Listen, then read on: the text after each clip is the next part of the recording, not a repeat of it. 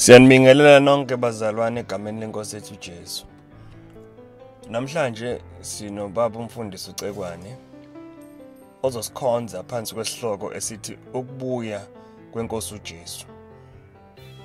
Siyazi ukuthi lesi sihloko esikanje akusona isihloko esivamile ukuthi sisizwe kushunyelwa ngaso. Ngakho ke siyathemba ukuthi intshumayelo namhlanje mfushane izoba usizo empilweni zenu. Nginibingelele egameni lenkosi uJesu Kristu. Kuyintokozo ukuba siphinde sibukisane izwi likaNkulunkulu namhlanje. Ngiyacela nje sibhekisane lapha kwincwadi yesibili kuPetru chapter 3 verse number 10. Ofundeka kanje.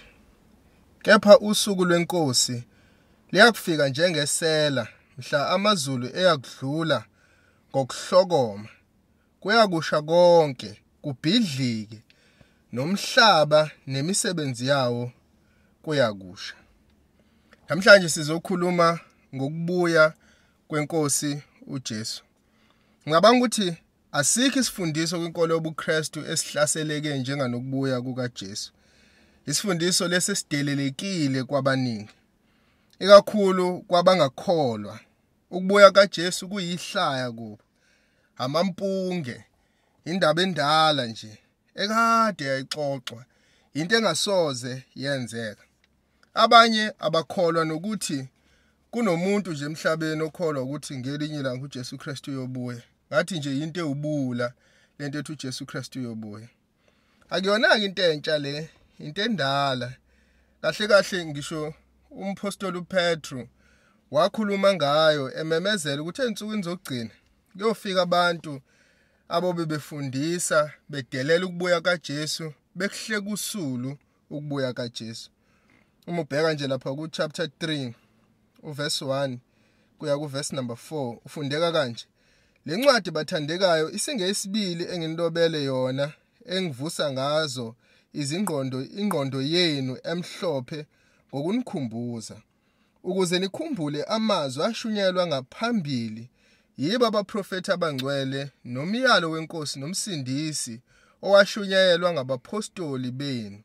Naziqala ukuthi ngezinsuku zokugcina kuyakufika abahleki abahleka usulu, behamba ngezikanuko zabo bethi, siphi sethembiso sokufika kwakhe na? Ngokuba kuselokhu obaba balala, konke kumi kunjalo njengakwasekuqaleni kokudalwa. uPetru uveza into eseyenzeka namhlanje. Uveza ukuthi kuzovuka abantu abazodelela ukubuya kaJesu. Bathi hayi indaba endala, inganekwane. Ngisho okhokho bethu balala bekholwa ilenganekwane, akakaze abuye uJesu.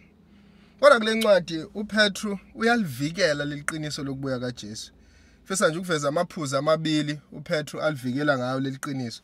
Iphuzu lokuqala ubala uPetru ukuthi ukubala kaNkulunkulu akufani nokubala kwabantu.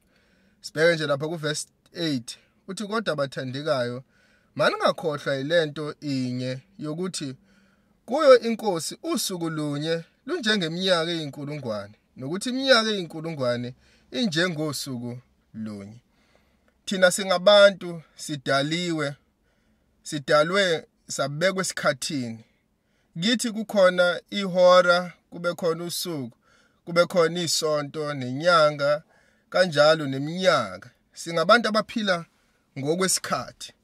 Ingakho masibuka ukubuya kaJesu sibala iminyaka, siyibale bese sithi akusekho ukubuya kaJesu ngoba mningi iminyaka selokhu sanikezwa lesethembiso. Kodwa uNkulunkulu wethu akanjalo. UNkulunkulu ongunaphakade, akanasiqalo, akanasiphetho. Uyena odala izinto zonke, ngisho isikhathi sidalwe uye. Yena uqoba kabanjiwe isikhathi ngoba uphila ngale kwesikhathi. Ngisho ukubala kwakhe uNkulunkulu akufani nokubala kwabantu. Ngisho ukubuka kwakhe izinto uNkulunkulu akufani nokubuka kwabantu. Abantu bangathi iminyaka eyinkulungwane, kodwa kuNkulunkulu leyo minyaka eyinkulungwane ifana njengosuku olulodwa.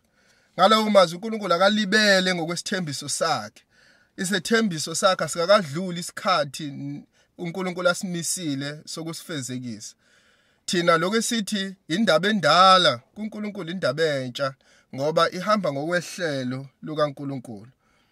Isathu sesibili umpostoli uPetru avikela ngaso ukubuya kweNkosi uthi ukulibala kaNkulunkulu kuwumusa. Ukulibala kaNkulunkulu kuwumusa. Verse 9.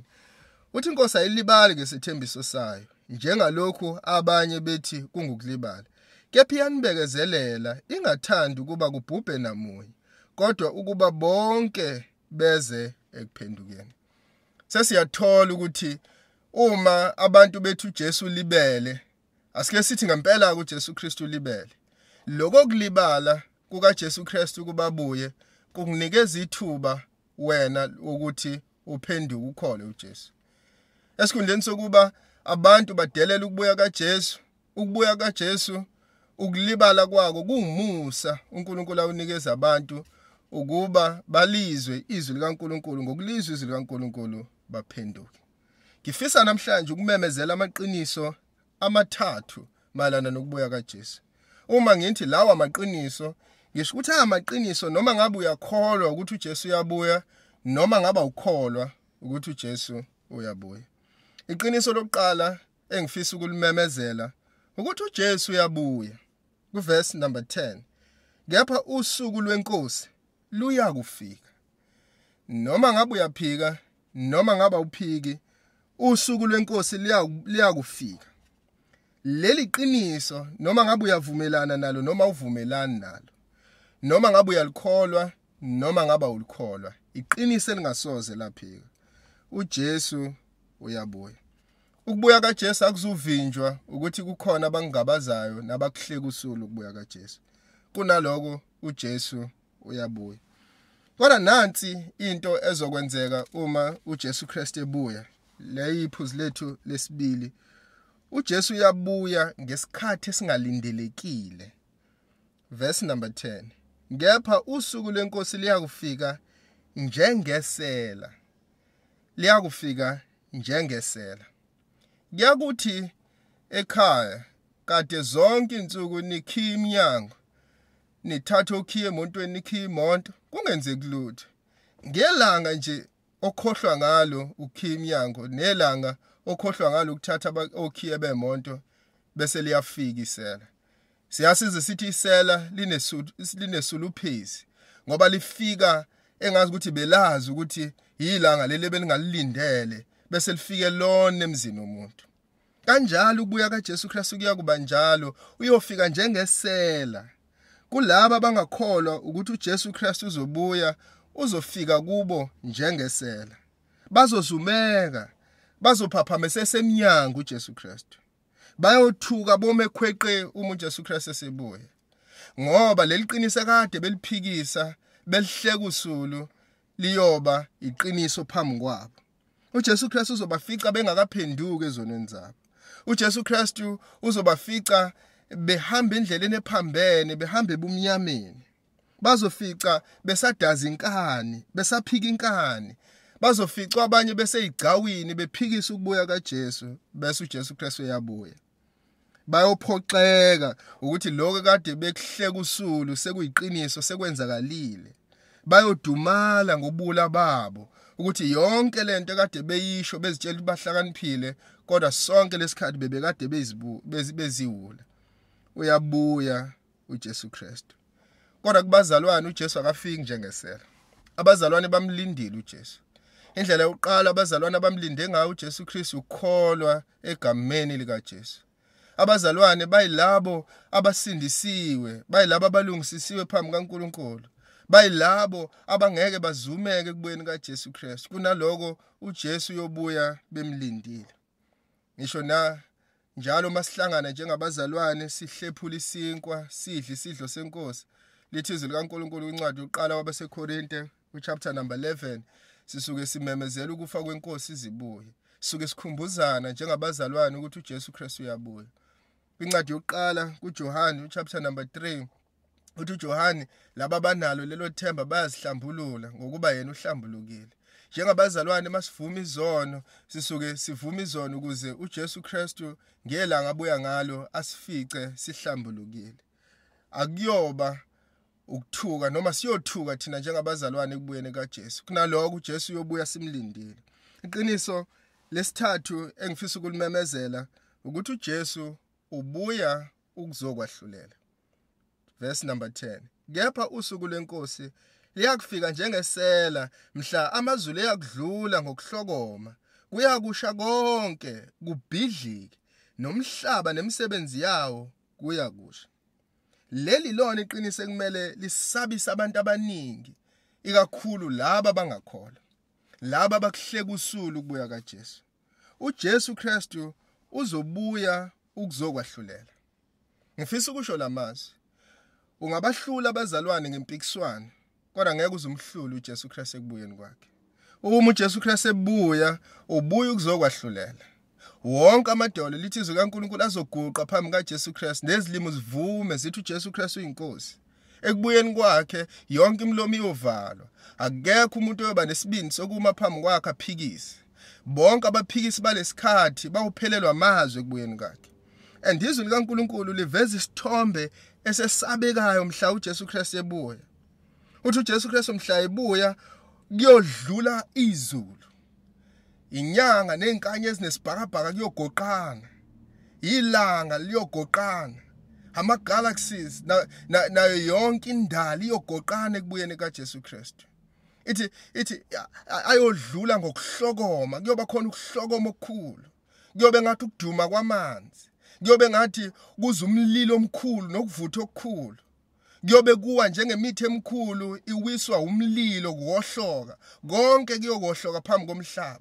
Kube khona ukuduma okukhulu kwamawa namatshe nezintaba kuwohloka phambi kaJesu Kristu. Ingakho izwi kaNkulunkulu lithi kuyoba khona ukuduma nokuhlokoma okukhulu. Amazulu angeke akwazi ukumbheka uJesu Kristu mayebuya.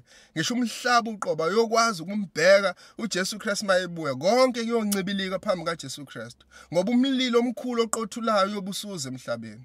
uJesu Kristu uyofika ekupheleleni kolaka lwakhe. Uyofika njengenkosi ebusayo. Uyofika njengenkosi yamakhosi, njengomdali wezinto zonke. Uyofika negunya lonke namandla akhe wonke.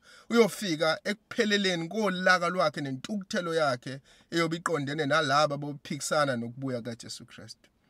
Akekho noyedwa umuntu oyoba namandla okuma phambi kaJesu Kristu. Ngisho umhlaba namazulu akuyoba namandla okuma phambi kaJesu. Kuyogoqana kumbalekela uJesu Kristu. Ngisho abantu bayoguqa bamvume bathi uJesu Kristu uyinkosi. Namhlanje ngifisa ukuthi kini nonke ungaqhubeki ukuphika inkani, kodwa kholwa uJesu Kristu. Kholwa uJesu Kristu. Ungakholwa mhla uJesu Kristu esezoma phambi kwakho usukholwa ngokubona kube ukulahla. Kholwa manje lisakhona ithuba lokuphenduka. Kholwa manje iminyango yensindiso isavuliwe. Namhlanje ilanga lensindiso. Kholwa uphenduke ezonweni zakho, ubuyisane nenkosi uJesu Kristu ukuze ube nokuphila okuphakade. Ukuze mhla uJesu Kristu ebuya angabuyi uyisitha sakhe, kodwa abuye umngane wakhe. Angabuye uxabene naye, kodwa abuye ubudlelwano bakho noNkulunkulu ubulungisisiwe. Kholwa uJesu Kristu ukuze usindiswe ube nokuphila okuphakade. Amen. Siyabonga kakhulu kuba umfundisi uCekwane othatha isikhathi sakhe namhlanje washumayeza. Sibonga kakhulu nakunina nonke enisipha indlebe nalalela inshumayela namhlanje. Siyathemba ukuthi ngokwenza lokho nikwazile ukuthi nibusiseke. Inshumayelo kanje ziyatholakala ku YouTube na ku Spotify, Amandla Ensindiso Podcast. Siyatholakala futhi na ku email ku Gmail, amandlaensindisopodcast@gmail.com. Ningakwazi ukuthi futhi niphinde niphawule lapha ku YouTube endaweni zokuphawula. So bese siyaphendula uma ukuthi khona imibuzo eninayo. Inkosi nibusise.